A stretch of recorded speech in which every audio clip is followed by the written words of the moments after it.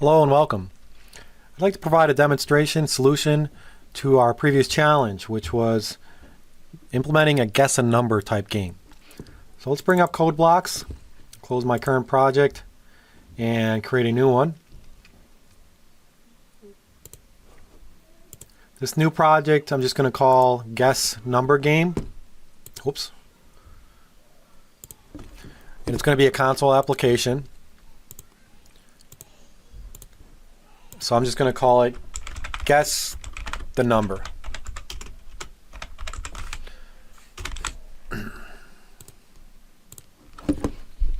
And what I'm going to do in this, to start this project, is I'm going to declare my variables. I always like to declare and initialize my variables at the top. But I also am going to use the random number generator, so I want to make sure that I have a couple includes. Standard lib is already there by default, so all I need to do is add my time.h. Because again, this is for random number generator.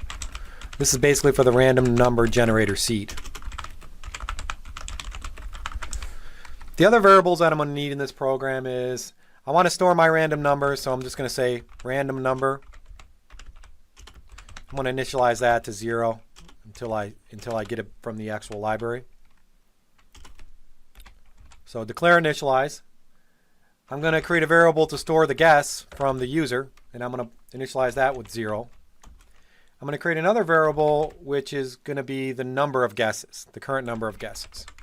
Or actually, I should say maximum number of guesses. Maximum number of guesses.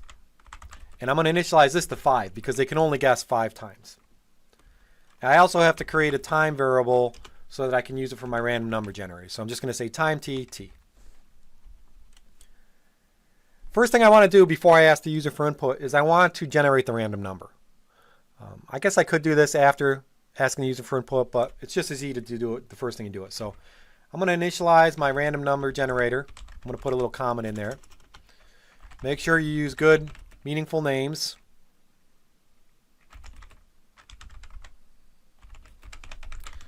And make sure you indent.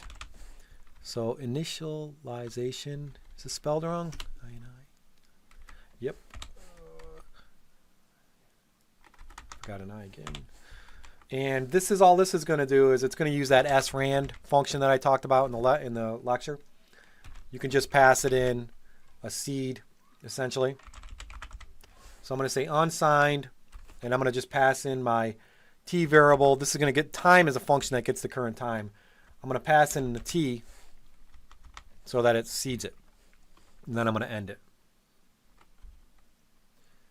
Now I actually need to get my random number generator, so I'm going to say get the random number.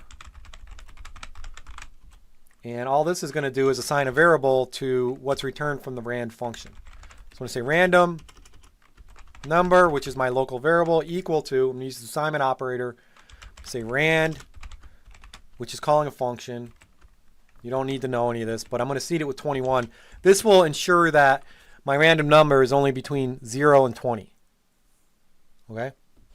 Now I'm going to just output a couple messages to the screen so that the user knows what they're doing.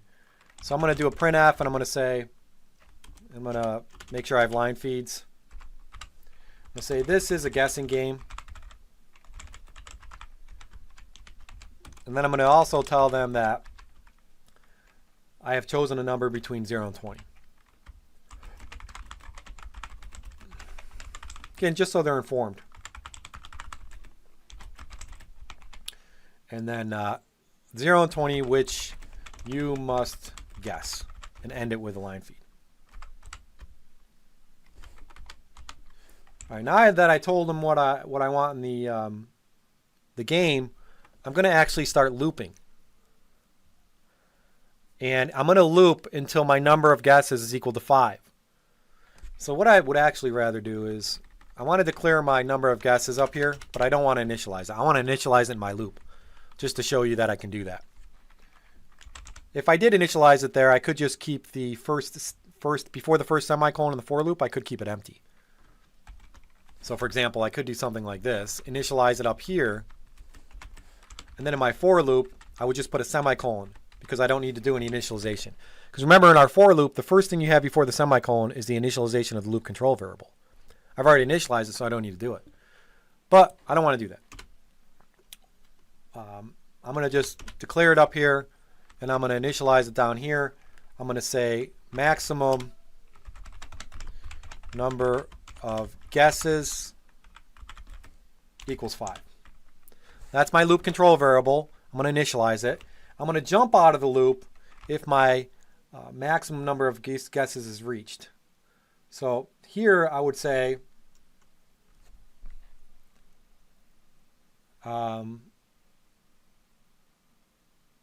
actually, I'm going to write it a different way.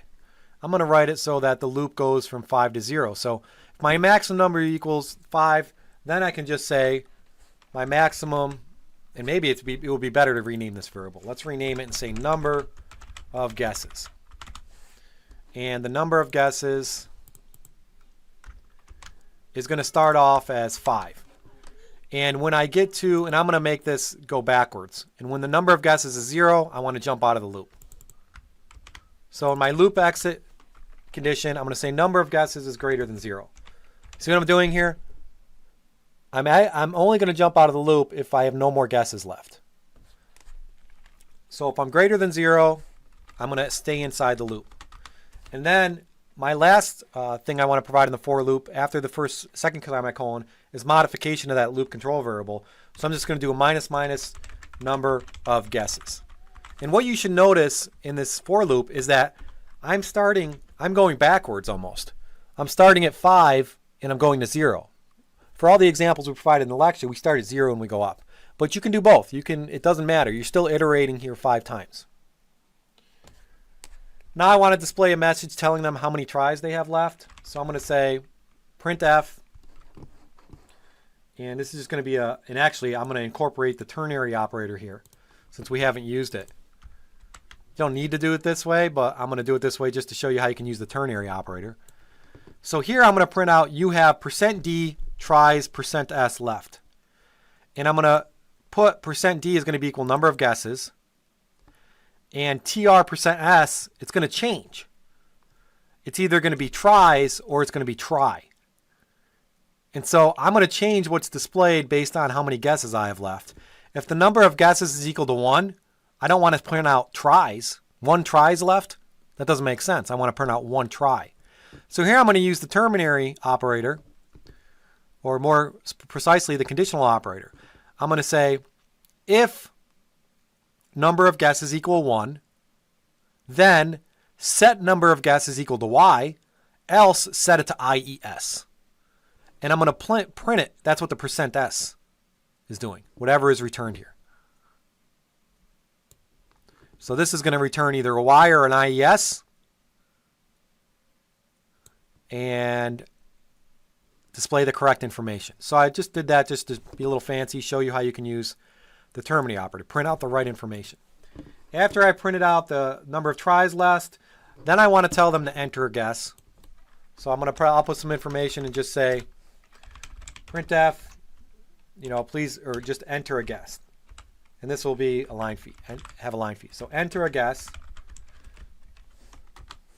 And then I'm going to read in that guess using scanf. We know how to read from the keyboard.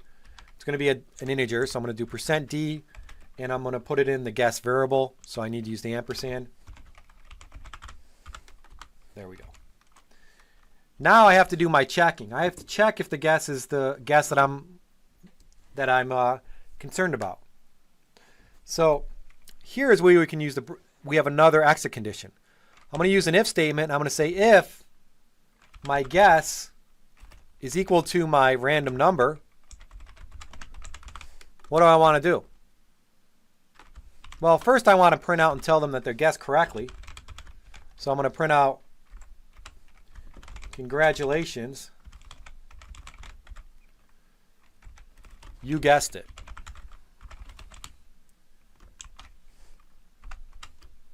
What else do I want to do if they guessed correctly? I want to exit the loop. So how can I exit the loop? I could put break. I could do a break. That will jump out of my loop. Now, if it wasn't equal, so I want to add an else if. If it's not equal, I want to check to make sure they validated their number. So before I said you could have a nested loop for validation so that they enter again, you don't need to do that. You can just have an if statement. So here I want to validate the number. If it's not equal to the random number, I want to make sure it's between 0 and 20. So if the guess is less than 0, or we're using a logical operator or two parallel bars, or the guess is greater than 20, which is basically checking for an invalid guess. If that is the case, and I'm not going to use a bracket because I only have one statement here. Brackets are optional if you only have one statement. So if they entered an invalid guess, all I'm going to do is printf. I'm going to print out, I said the number is between 0 and 20. And what will happen here is nothing. It's just going to print that out, and it's going to go to the next iteration. It's going to tell them how many tries they have left, and it's going to enter a guess. Now, if you didn't want valid numbers, if they entered valid numbers not to count as a guess, then you can have a nested loop. But since we're going to count if they entered something 25, it's still going to count as a guess. So I just say, I set a number between 0 and 20. If they entered a valid number, but it wasn't correct, that would be the else clause. Here, I'm just going to say, sorry, wrong number, and I'm going to tell them whether it's greater than or lower than. And I could use the ternary operator here, but I'm not going to. So let's add an if here too. Else if guess is, or I should say, if random is greater than guess, then what do I want to print? I want to print out, sorry, %d is wrong. %d will be their guess. My number is, %s is first word, is, if the random is greater, my number is greater. My number is greater than that. And I don't use it in %s, and I just have a line feed. Right? Else, if the random number is less than guess, then I want to tell them it's lower. So I can do the copy and paste the same thing. I can say, sorry, number's wrong. My number is less than that. And again, you could actually put these two else ifs. You could have one else if, and you could actually make a ternary, a conditional statement here. You could have the ternary operator. But I'm going to use two else ifs and say it's less than that. And then that's going to be it. That's going to end the loop. And if we get outside of the loop and we didn't guess correctly and we exceeded our number of tries, then I'm just going to tell them that they had 5 tries and they didn't guess the number. And I'm going to tell them the number. So a last output to the user to tell them that they didn't win the game and tell them what the number was. So you have had 5 tries and failed. The number was random number. Okay, so does that make sense? We're doing a lot of things here. We're using if statements, else statements in a loop. And we're implementing the number game. And then the last thing is we return from the main function. So let's go ahead and compile. And what should you have been doing throughout this whole exercise? You should have been testing and working in small chunks. You probably should have started working first, just get the random number to work.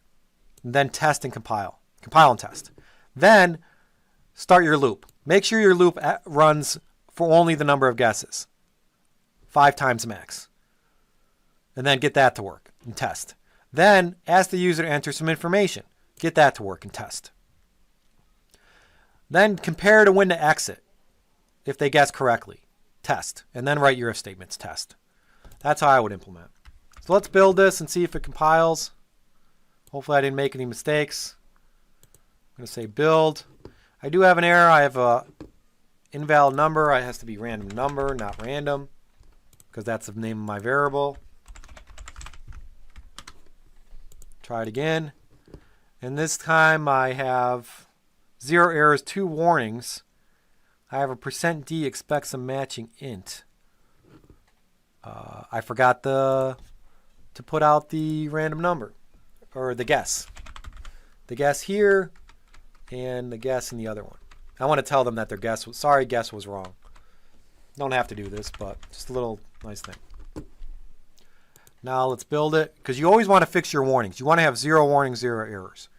Now when we run this, we have to test. And there's many different test cases you want to run here.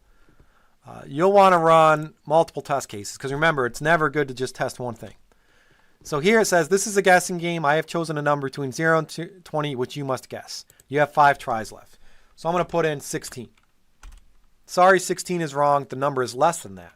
I'm going to try having it, 8. 8 is wrong, less than that. I'm going to do 4. 4 is wrong. My number is greater than that. Oh, I made a mistake. I didn't read that first. So it's greater than 8. Let's try 12. I only have 2 tries left. I guessed it right with 12. So it says congratulations. But you'll also want to test a failure. You'll want to test a few things here. But here, let me test. And I'm going to say my guess. And I'm just going to put in 0. 0 is wrong. I'm going to keep putting in 0. And there, I guessed 5 times. I was wrong. It says you have had 5 tries and failed. The number that you wanted to guess was 3. So that works. Now let's test to make sure what happens if we enter invalid numbers. If I enter 45. I said the number is 0 and 20. So that's another test case. And it counted as a try. If I didn't want that to count as a try, I could have a nested loop. I think that's about it. We've tested all the cases. We tested the cases where you guessed successfully. We've tested the case where you didn't guess successfully. And we tested the case where you entered an invalid number. And I don't think... Maybe the only other test would be is if you... to make sure that it was saying greater than and lower than. Which I think we tested in the first one, would actually told us to enter lower or greater than. Right? So let's try that. So in this time, I'm going to enter 20. It says less than, which is good. Now I'm going to enter 10. Oh, and I guessed it. So I guessed it quick. But we should see less than and greater than in the same output. Try it again. And the random number is working because I'm generating different numbers each time I run the program. 20 is wrong. Now let's try 19. Okay, let's try 1. And it's greater than that. So I see greater and less than, so I'm pretty good sure it's working. Looks pretty good to me. So neat little program. I hope this helped you learn a lot about the looping and all of your decision statements. And really problem solving. Hopefully you got this out and designed this before you actually started writing code. That's always important. Hope this helps. I'll provide the source code so you can compare it and see and analyze it. Thank you.